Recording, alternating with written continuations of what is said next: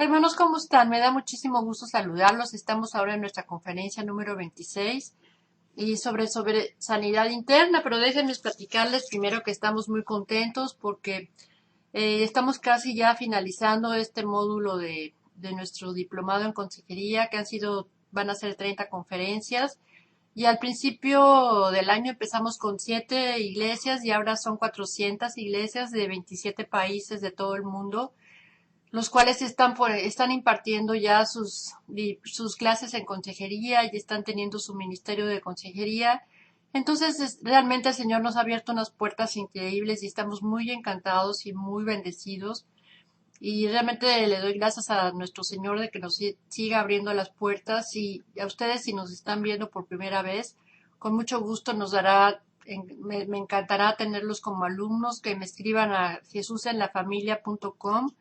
Es un diplomado que está a las 24 horas del día y es para eso, es para que ustedes se puedan ayudar a ministrar a todas las personas de sus iglesias.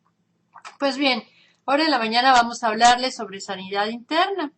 Y este módulo es importante porque ya es como la cereza del pastel de lo que vamos a estar hablando al final de nuestro diplomado, ya que vamos a estar hablando sobre sanidad interna, sobre heridas emocionales, sobre cómo romper maldiciones generacionales, y les vamos a dar las bases bíblicas del Ministerio de Liberación.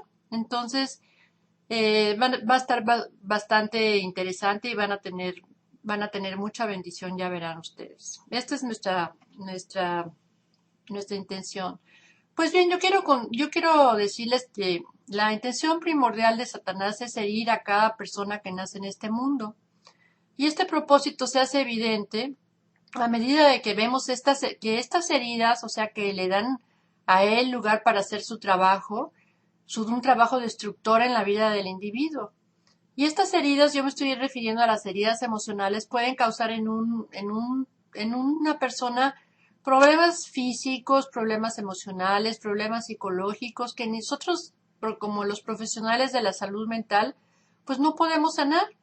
Pero les tengo muy buenas noticias porque la Biblia nos dice, o sea, que Jesús vino a sanar a los quebrantados de corazón, a los abatidos. Les voy a leer Isaías 61 del 1 al 3, y dice: el Espíritu del Señor Jehová está sobre mí, porque me ungió Jehová, me ha enviado a predicar buenas nuevas a los abatidos, a vendar a los quebrantados de corazón, a publicar libertad a los cautivos y a los presos apertura de la cárcel, a promulgar el año de la buena voluntad de Jehová y día de la venganza del Dios nuestro, a consolar a todos los enlutados, a ordenar acción a los enlutados para darles gloria en lugar de ceniza, óleo de gozo en lugar de luto, manto de alegría en lugar de espíritu angustiado, y serán llamados árboles de justicia,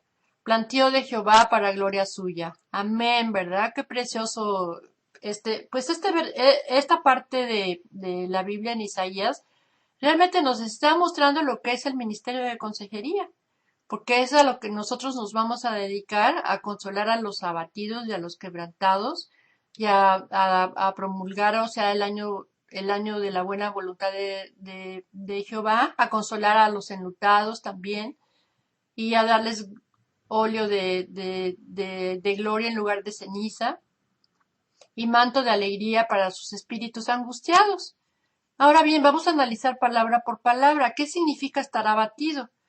Estar abatido quiere decir, son las personas que están desalentadas, que están derrotadas, que ya no pueden más, que ya de plano no pueden con su vida.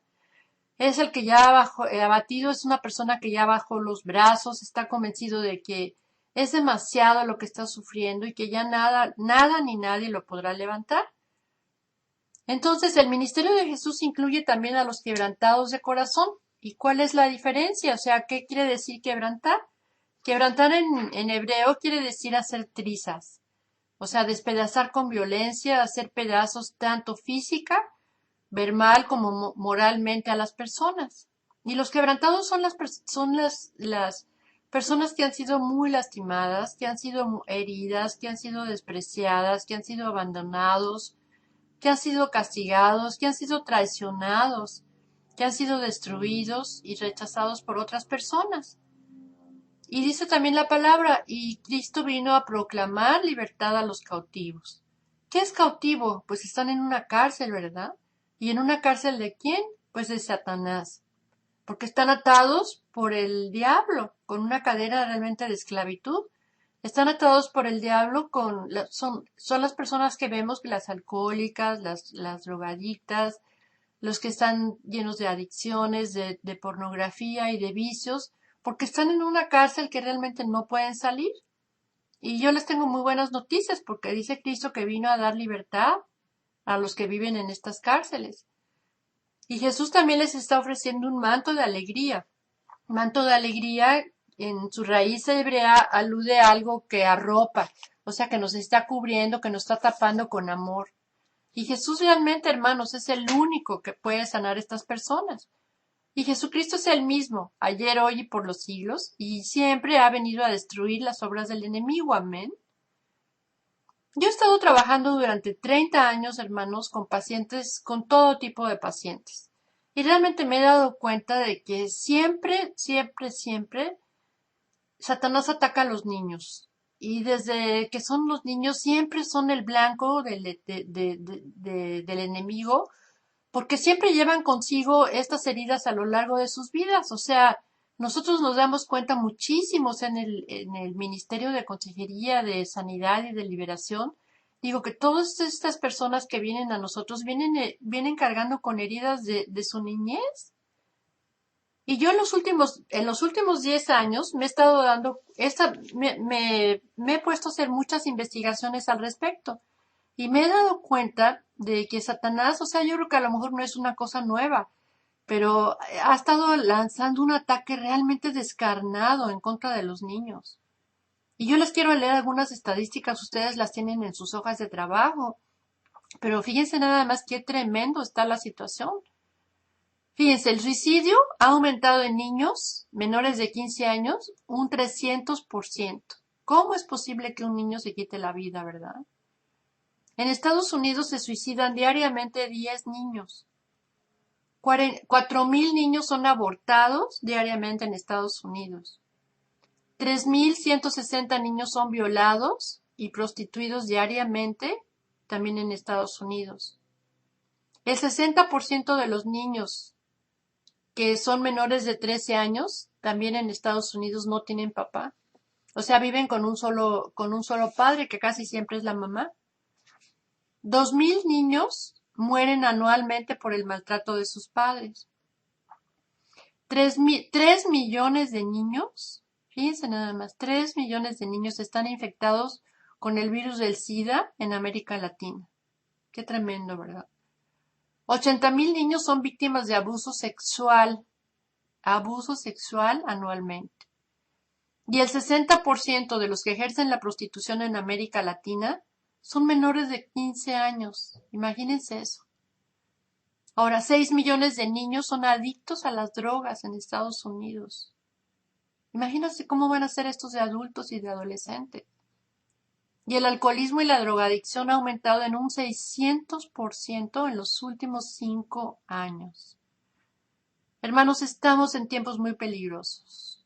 Y realmente tenemos que tomar en cuenta que todos los problemas, y todos los diferentes temas que hemos estado estudiando en este diplomado, sus raíces siempre se encuentran en las heridas del alma.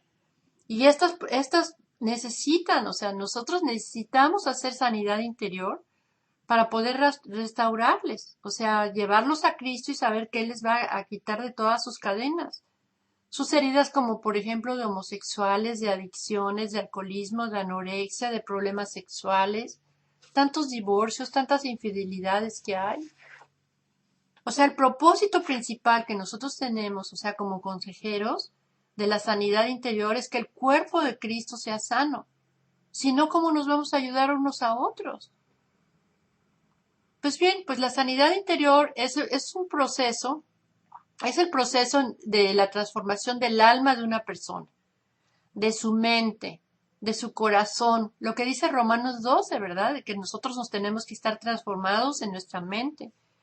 ¿Y qué es lo que va a tener con esto? Va a tener paz interior, lo va a liberar de su pasado y de sus recuerdos dolorosos y le va a permitir restaurar su vida presente de acuerdo a la voluntad y a los planes que tenga Dios para su vida.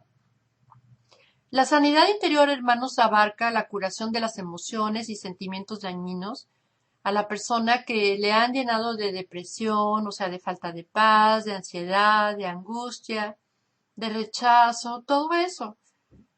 Y este es un proceso precioso porque es un proceso como de estar quitándole las espinas a una rosa, o sea, y estar quitándole las espinas en los pensamientos, o sea, en la mente, estar renovando la mente, que el Señor es el que está quitando realmente las espinas, y nosotros lo que tenemos que hacer es estar sembrando en la mente, o sea, cambiando esas espinas con la palabra de Dios y con el amor perfecto de Dios. Porque todas las personas necesitamos sanidad interior, porque realmente todos estamos heridos y venimos de una niñez o adolescencia o nuestra adultez que hubo falta de amor, hubo rechazo, hubo a lo mejor abuso físico, abuso sexual, infidelidades, a lo mejor venimos de alguna relación destructiva.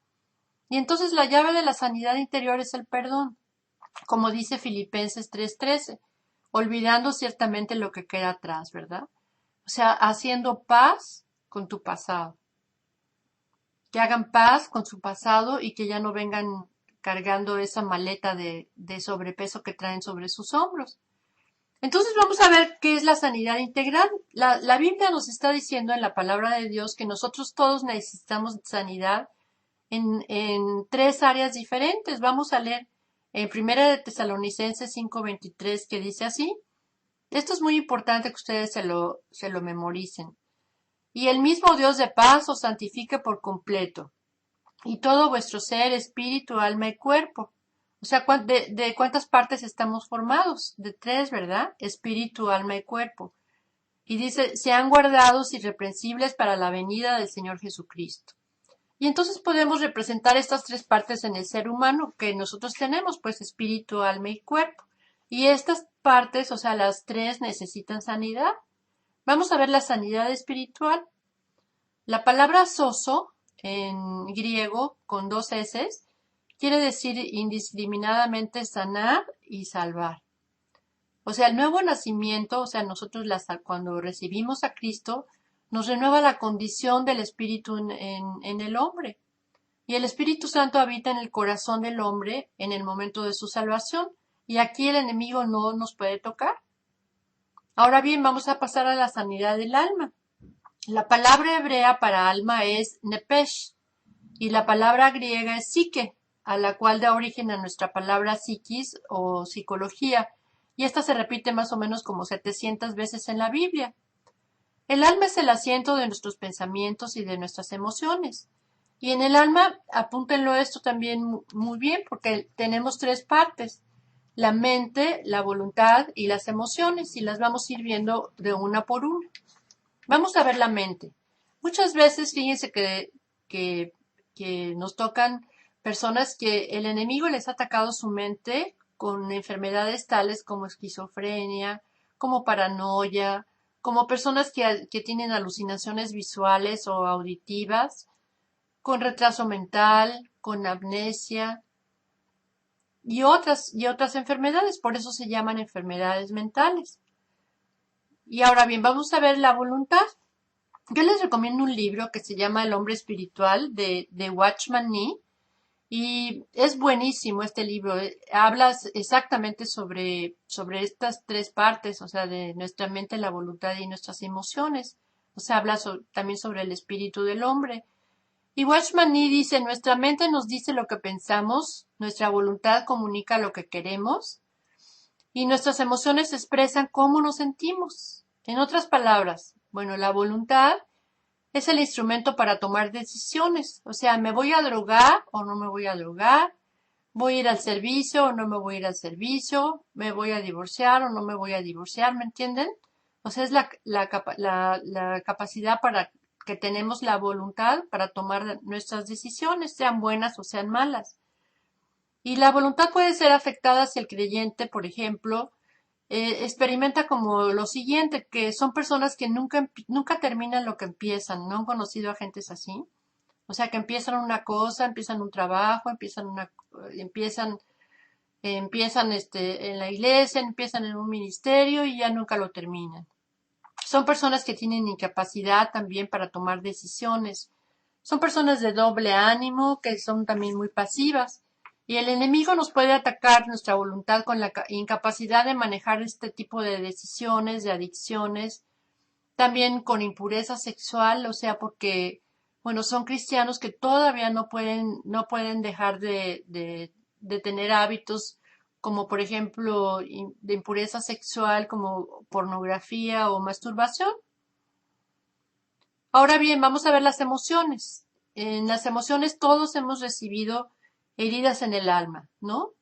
Que nos han causado problemas emocionales tales como rechazo, como falta de amor, como temor, como abandono, como inseguridad, como abuso, como sentimientos de culpa. Yo en mi clase pasada les hablé sobre las heridas del alma, exactamente, o sea, de cómo entran y cuáles son las reacciones. Escúchenlo, está muy buena esa clase. Pero entonces, al igual que las heridas físicas, las heridas del alma también tienden a infectarse y necesitan ser desinfectadas y necesitan ser sanadas. O sea, si nosotros, por ejemplo, nos lastimamos una rodilla o un brazo, bueno, pues si no nos los lavamos con jabón y no nos los desinfectamos con agua oxigenada o con alcohol, pues se nos puede infectar, ¿verdad? Pues exactamente pasa igual con las heridas emocionales, o sea, se van infectando si no las sanamos. Y la única sanidad que existe es el perdón, o sea, eso lo vamos a hablar más adelante. Y estas heridas se van infectando, por ejemplo, con otro tipo de situaciones como odio, celos, amargura, falta de perdón, rechazo, depresión, tristeza, ansiedad y otras. Y hasta puede ser hasta el homicidio y hasta puede llegar al suicidio. Y otra vez les repito, el Jesús es el único, hermanos, que nos puede sanar estas heridas. Ahora vamos a ver la sanidad psicológica. La mente, la voluntad y las emociones son una parte bien importante de nuestra naturaleza humana. Pero fíjense que yo me he dado cuenta que casi nunca se habla en las iglesias de esto. O sea, casi nunca se habla de la sanidad que se necesita en la mente, en la voluntad, en las emociones. Y casi tampoco nunca se menciona, digo, de que Cristo también vino para sanar nuestra mente y para sanar nuestra psiquis. Y muchas veces dicha sanidad casi siempre la dejamos en manos de psicólogos del mundo, los cuales pues no conocen a Cristo. Y en Santiago, por ejemplo, 5 del 14 al 16, no solamente nos habla de los enfermos que han de ser sanados, o sea, y de los pecados que les tienen que perdonar. Aquí está hablando de la sanidad física. Pero también nos dice que nosotros debemos de confesar nuestras ofensas los unos a los otros y orar los unos por los otros para que sean sanados. Y esto, hermanos, es la consejería bíblica. Realmente. O sea, cuando nosotros recibimos a nuestros pacientes o cuando recibimos a nuestros aconsejados, es que nuestros aconsejados están como diciéndonos todas las ofensas que han tenido los unos con los otros y oramos nosotros por ellos y los aconsejamos. Ahora, respecto a la sanidad física, también Santiago 14:16 nos habla de la sanidad física. Entonces dice Santiago que si alguien está enfermo, pues entonces, ¿qué tenemos que hacer? Llamar a los ancianos de la iglesia para que lo unjamos y oremos por él, ¿verdad? Entonces, como consecuencia, vamos a tener una sanidad integral. Vamos a tener una sanidad del espíritu, vamos a tener una sanidad del cuerpo y una sanidad de nuestra psiquis. Y esto es bien bonito porque un aspecto muy importante es el hecho de que cada uno de estos procesos de sanidad se lleva a cabo por medio de la oración. Y este ha de ser el instrumento determinante en el desarrollo de este ministerio. Ahora bien, vamos a ver cuáles son las heridas emocionales. Todo lo que causa dolor físico o mental puede ser llamado un trauma o una herida. Y vamos a limitar este argumento a alguna de las experiencias más comunes de nuestra vida que nos han causado sufrimiento emocional al infringir un golpe al yo, o sea, al inconsciente de la persona. Todo lo que da un golpe, que hiere y que duele, eso es una herida. O sea, y esta puede suceder en cualquier nivel de la vida, desde el estado prenatal, imagínense nada más, o sea, desde antes de nacer, o en nuestra infancia, o nuestra adultez, o ya de viejitos. Y nosotros, o sea, como consejeros nos hemos dado cuenta que la forma más rápida de entender qué puertas se han abierto al enemigo, o sea, es investigar nosotros por medio de la historia clínica y por medio de la consejería los traumas que han vivido las personas durante su niñez. Porque los demonios no vacilan realmente en aprovechar los momentos de debilidad en la vida del ser humano y es en la infancia, como les digo. O sea, cuando somos mucho más vulnerables y mucho menos capaces de defendernos. Un niño es el más indefenso. Y dentro del Ministerio de Consejería y de Liberación he atendido y he visto cantidad de cristianos, o sea, y me he dado cuenta que realmente en el 98% de los casos han tenido un fenómeno en común, porque todos, absolutamente todos presentan heridas emocionales en tres tipos de heridas. Y estas son el rechazo, la amargura y la falta de perdón. O sea, de todo esto se derivan todas las problemáticas que tienen ellos como adultos. Y el rechazo, la amargura y la falta de perdón se originan casi siempre por cosas que nos han hecho o nos han dicho en el pasado. Y a medida que pasa el tiempo nos están produciendo daños y síntomas, como les digo, que para los cuales los psicólogos pues no podemos realmente tener una cura completa a menos de que se recurra a una solución espiritual.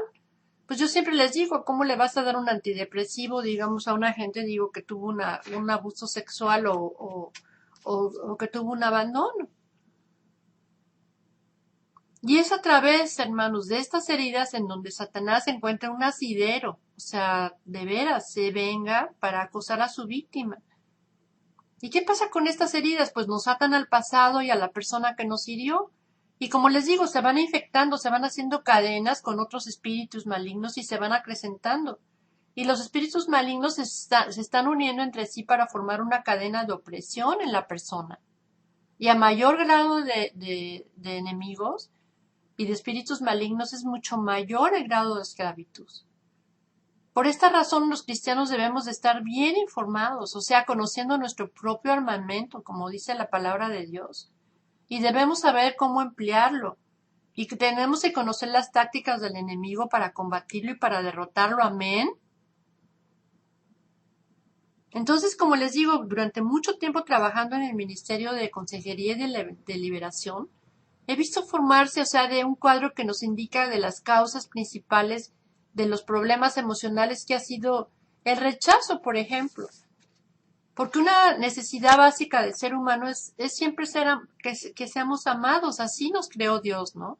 Porque cuando nos sentimos amados y aceptados, desarrollamos de una manera espontánea confianza en nosotros y nos podemos aceptar y amar a los demás.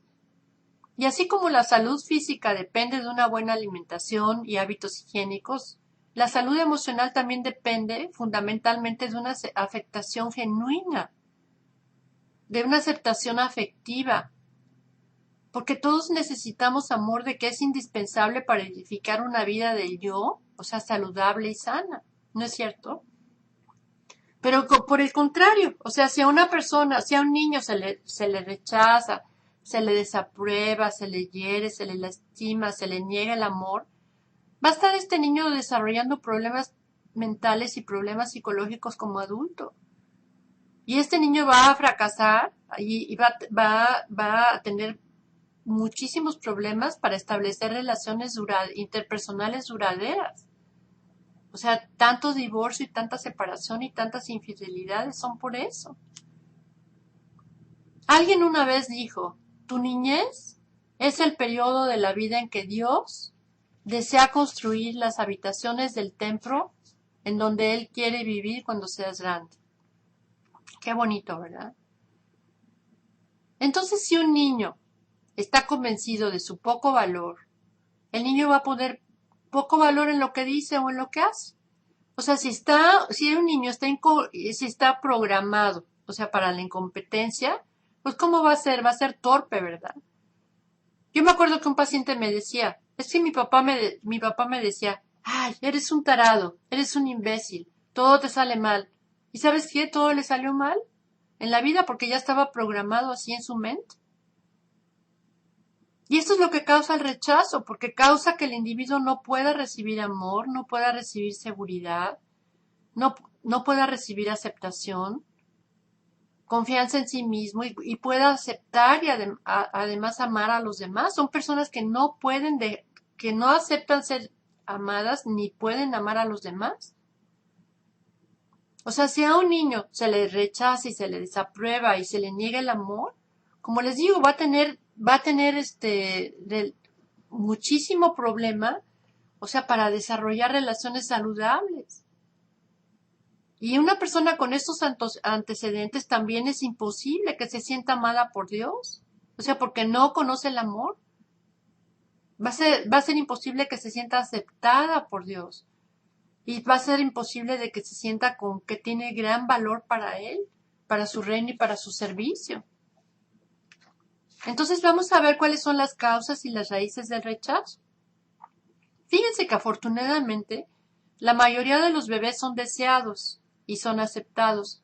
Sin embargo, el rechazo es un espíritu maligno que con mucha frecuencia obtiene su entrada prenatal. Y tú dirás, bueno, ¿cómo es eso? Y existen bastantes evidencias realmente de que un bebé pueda ser rechazado mientras está en el vientre de la madre, por razones como las siguientes. Por ejemplo, si un bebé no ha sido deseado antes del nacimiento, o sea, el hecho de haber producido un matrimonio prematuro va a estar convirtiendo al bebé en una persona intrusa, en un objeto de rechazo.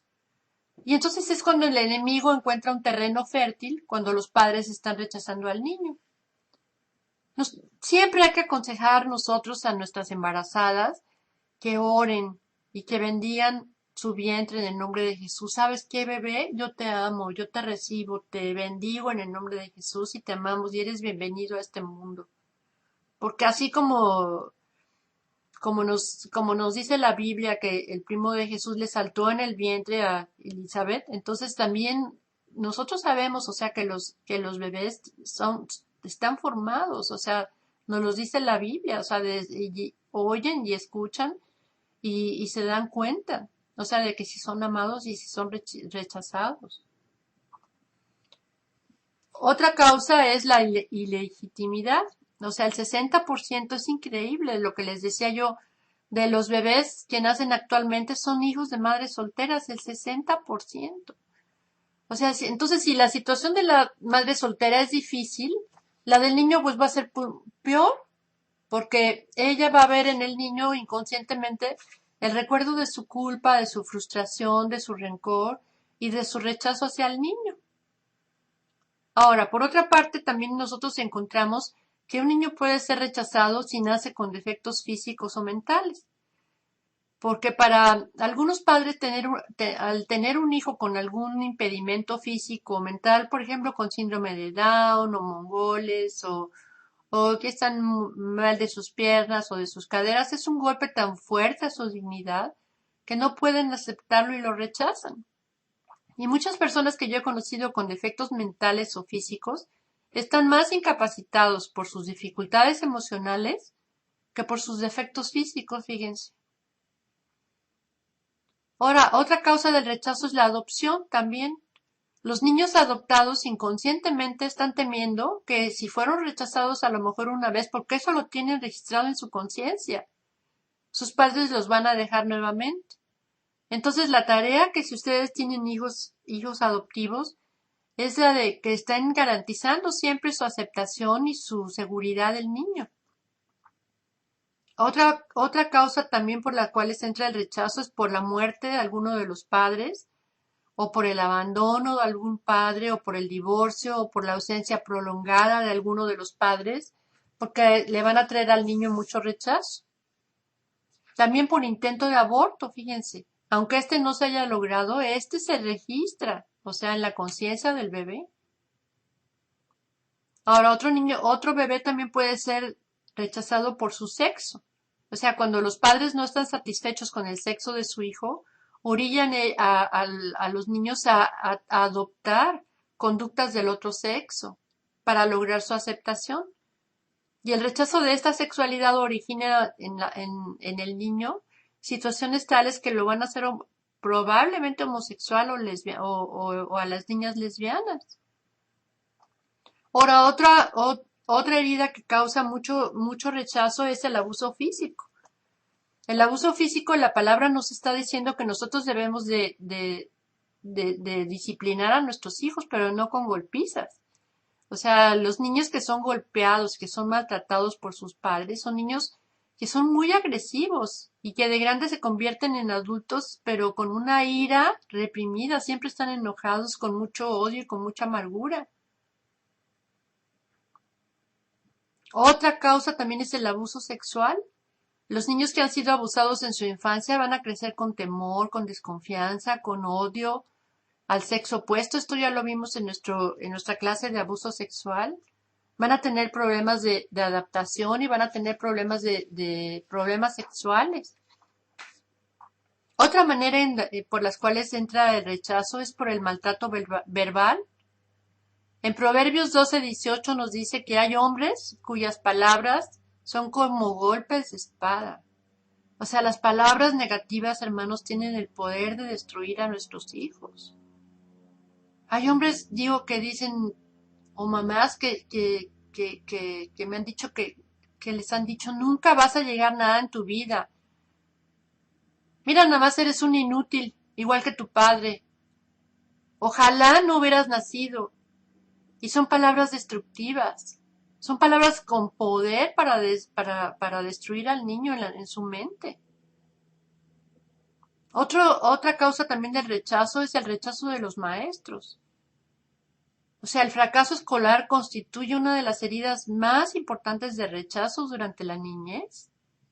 O sea, aquí tenemos que estar muy vigilantes con los maestros. También el rechazo en la adolescencia. O sea, si un joven es rechazado, va a estar desarrollando excesiva dependencia con sus amigos al buscar aceptación y un significado para vivir. Y el rechazo, por ejemplo, ya de adultos en el matrimonio, como por ejemplo, si hay un divorcio o una separación o una infidelidad, causan rechazo en la pareja tanto en la pareja como en los hijos. Y la infidelidad de un cónyuge significa que ha rechazado a su compañero por otra persona, ¿no es cierto? Y entonces, ¿qué estamos viendo? Que cada rechazo adicional está intensificando las heridas de rechazos previos. Ahora bien, vamos a ver cuáles son las reacciones psicológicas al rechazo. Una vez que la herida del rechazo se introduce en la vida de la persona, empiezan a comenzar a producirse respuestas o conductas casi siempre negativas, surgiendo de manera paralela a los siguientes problemas. O sea, temor al rechazo. Cuando alguien ha sido lastimado, procura prevenir heridas. Ay, ¿en quién voy a volver a confiar? No, ya no me voy a volver a casar porque me van a lastimar, me van a volver a engañar. Y entonces esto los convierte en personas desconfiadas, que están sospechando, impositivas, inestables, y lo que lo hace para que los demás sea difícil, para que sea muy difícil relacionarse con los demás. Otra reacción es la raíz de amargura. O sea, la amargura está ligada a nuestra incapacidad de perdonar y ser perdonado. Y es un factor corrosivo que nos priva de paz y nos destruye nuestras relaciones.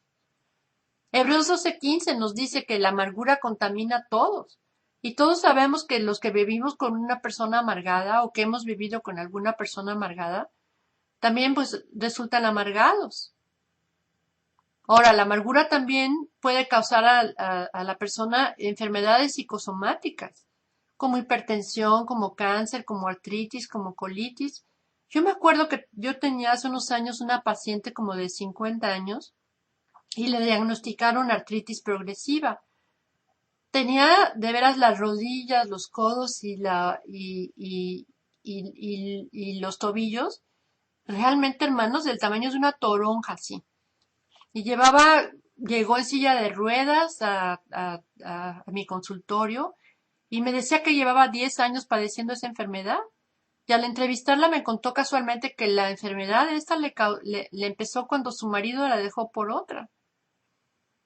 O sea, y tuve que trabajar con ella mucho, o sea, su falta de perdón que le estaba llevando a la amargura y a su enfermedad. Y ya después de un tiempo, o sea, el Señor la sanó, gracias a Dios.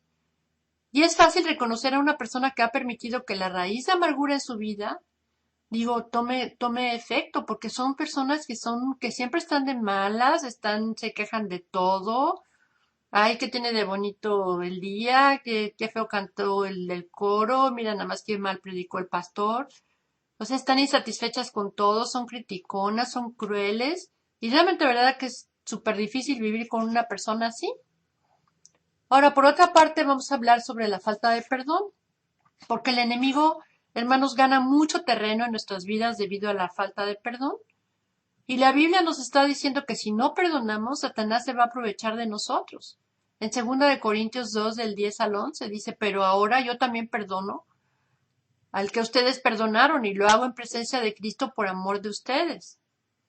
Y en el 2:11 dice, para que Satanás no gane ventaja de nosotros, ya que conocemos bien sus maquinaciones. En Efesios 4:31 nos dice, antes sed benignos unos con otros, misericordiosos, perdonándonos unos a otros como Dios también nos perdonó a vosotros en Cristo. Porque si no nos dejamos libres a los que nos ofenden, quedamos ligados a ellos y al pasado, y atados en una esclavitud y con unas cadenas horribles. O sea, uno no debe de perdonar a otros por el bienestar de otros, sino por nuestro propio bien. ¿No es cierto? Porque el perdón es un acto de la voluntad, no es un sentimiento. Y una vez que uno toma la decisión de perdonar, Dios sana el dolor relacionado con la herida emocional y arranca el daño que dejó el resentimiento y lo sustituye por aceptación y amor hacia esa persona. Ahora pida a su aconsejado que haga la siguiente tarea y les voy a dar 10 pasos para que perdonen. Tienen que apuntar en una hoja de papel los nombres de las personas que les han ofendido y que les digan por qué, o sea, los tienen que perdonar. Que tienen que reconocer, o sea, la importancia de la cruz y hablarles del perdón y que decidan a perdonar. Entonces tenemos que orar por ellas realmente para que ellas puedan dejar de perdonar. Y vamos a hacer una guía de oración para ministrar sanidad interior. Todos los pasos estos, ya ahorita se me está yendo el tiempo de la plática, pero todos estos pasos se los mando por email y se los mando en sus hojas de trabajo para que vean lo importante que realmente es llevar un proceso de sanidad interna. Y entonces vamos a orar para ministrar sanidad interior. Padre, yo te pido, Señor, en el nombre de Jesús, Señor, te confieso, Señor, que no he amado correctamente, Señor, sino que estoy resentida con otras personas y tengo falta de perdón en mi corazón, Señor. Me arrepiento de esto y te pido que me perdones. Señor, clamo a ti, Señor, para que me ayudes a perdonar completamente. Y ahora perdono a, a mi papá, a mi mamá, a mi esposo. Me perdono a mí mismo. Enumera todas las cosas por las cuales no te has perdonado. Y me acepto, Señor, como un hijo precioso de Jesús. Gracias, Señor. Gracias, Señor, y bendíceme, Señor, para recibir tu sanidad, Señor, tu perdón, tu amor y tu compasión, Señor. También me perdono a mí mismo, Señor, y me acepto, Señor, en el nombre de Jesús como un hijo precioso para ti. En el nombre de Jesús, amén.